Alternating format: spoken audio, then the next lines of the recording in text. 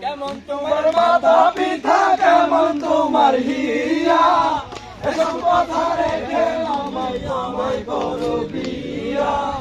আমি যখন রাতে বসি বন্ধু বাজায় বাঁশি, রান্না বাড়া রেখে আমি কেমন করে আসি।